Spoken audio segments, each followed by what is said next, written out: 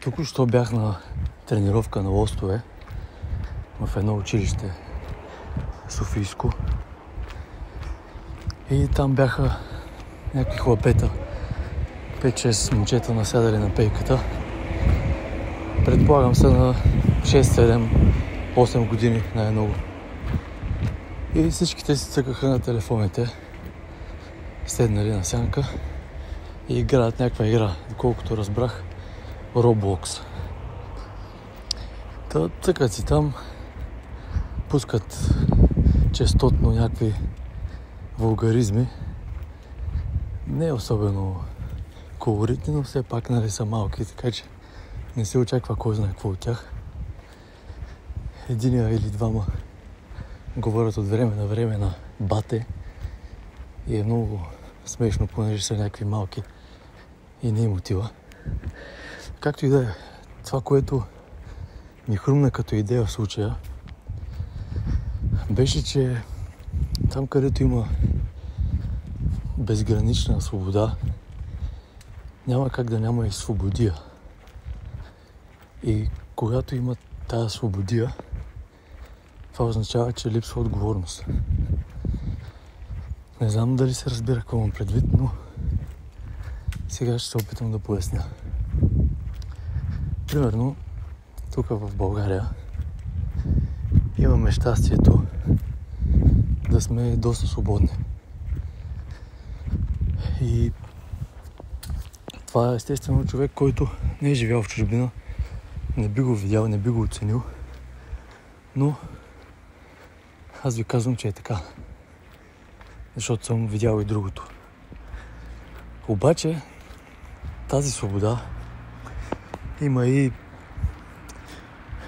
лоша страна. И тая лоша страна е именно, че лесно може да се залитне в не толкова целесъобразни и положителни и градивни неща. Като, например, някакви развлечения, които лесно могат да те дръпнат да прекаляваш с тях, съответно да си губиш времето така, да губиш средства, потенциал, да пилееш, а дори и още повече, ако тези развлечения са вредни, кажем, някакви пристрастявания към неща. Няма да давам примери, то е ясно какво визирам. Тогава вече риска е много по-голям. И всичко това от една страна идва от тази прекомерна свобода, която се превръща в свободия. И ето за контраст давам пример с Китай или Хонг-Конг и там тези крайноизточни цивилизации, където, доколкото ми е известно, там хората са поощрявани да се образоват много здраво, да изкарват добри оценки, след това да имат някакъв принос към наука, към това, към това, към икономика. И в тях е заложено това. И съм сигурен няма как да съм толкова сигурен, но мисля си, че в Китай, ако отидем, няма да видим деца такава на пейка да играят Roblox цял следобед и да псуват от време на време. Което, ето пък, че това е евентуално другата крайност.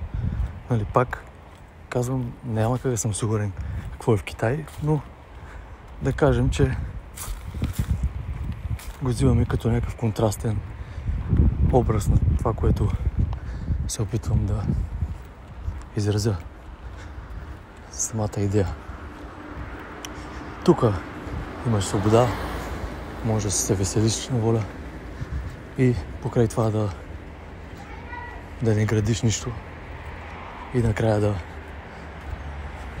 те погълне тая тъмна страна на това веселие, на хедонизма. А пък в Китай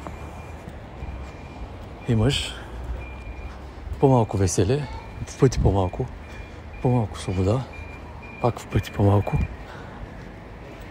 И за сметка на това трябва да си продуктивен и да налягаш над ученето.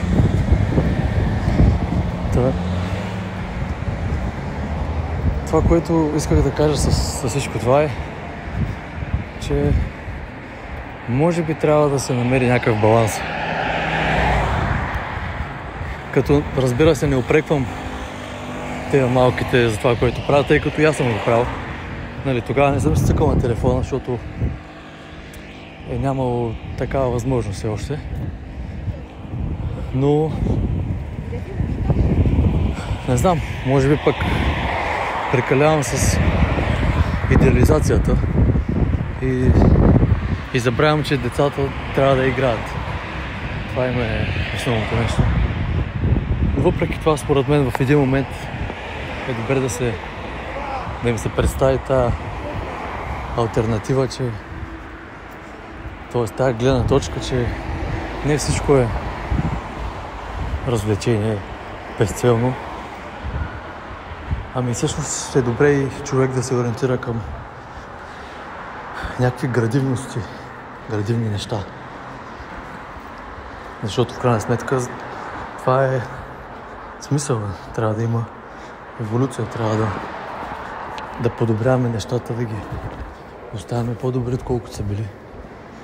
Защото ако всеки просто се забавлява по цял ден и не допринася с нищо и не развива потенциала си, това не е естествено и е вредно. Пък и дори самия човек, който го прави, най-вероятно и той няма как да е щастлив по този начин, защото първо, че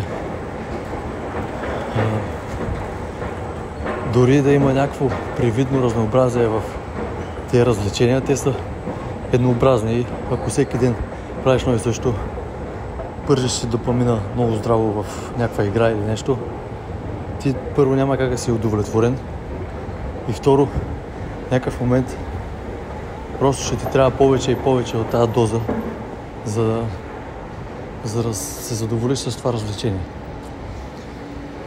И то де-факто това е, мисля, че цялата цака на всички тези вредни зависимости и така нататък. Че се усилва прага и това, което преди е било достатъчно, почва да не е и така нататък. Ама това е друга тема.